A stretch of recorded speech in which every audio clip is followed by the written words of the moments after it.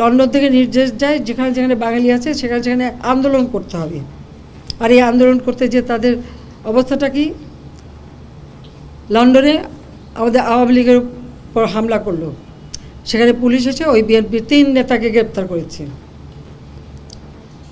ইউএইতে এটা মানে সেখানে তারা মিছিল করতে গেছে, 57 জনকে গ্রেপ্তার করেছে।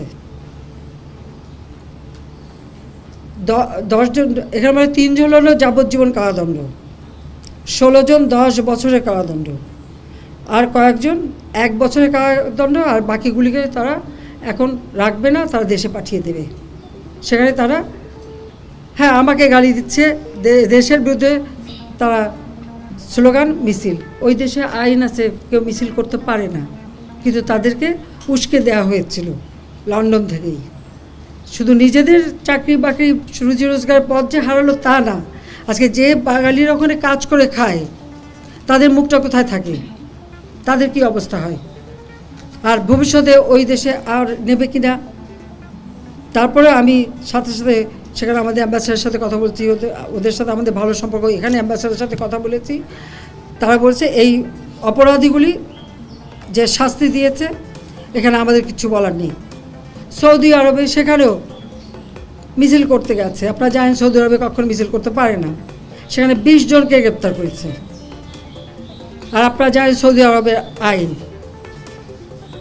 তাদের কতগুলি নিয়ম আছে যে কোন আইন ভাঙলে কি শাস্তি হবে, এবং সেটা এটা এমনও আছে যে গর্দানও কেটে দেয় প্রকাশ্যে।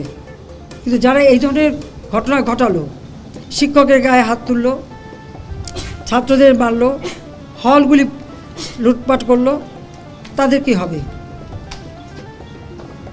সারা বাংলাদেশটাকে একটা মানে নরক বানানোর চেষ্টা।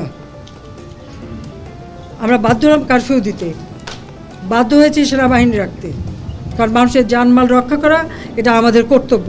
আজকে মানুষের মাঝে স্বস্তি ফিরে এসেছে, কিন্তু এখন আবার কি সেই মেট্রো রেল স্টেশন পুড়িয়ে দিয়েছে। যারা আজকে অল্প সময়ের মধ্যে এক জায়গা থেকে আরেক জায়গায় যেতে পারতো, আজকে সেটা বন্ধ। আবার সেই ট্রাফিক জ্যাম, আবার সেই পূর্বের অবস্থায় মানুষকে ফেলে দিল। এলিভেটেড এক্সপ্রেসওয়ে সেখানেও আগুন দিয়ে পোড়ালো। যে এক্সপ্রেসওয়ে দিয়ে এয়ারপোর্টে মাত্র 15-20 মিনিটের মধ্যে মানুষ পৌঁছাতো, 10 মিনিটের মধ্যে পৌঁছাতো, সেটাও বন্ধ। আবার সেই ট্রাফিক জ্যাম।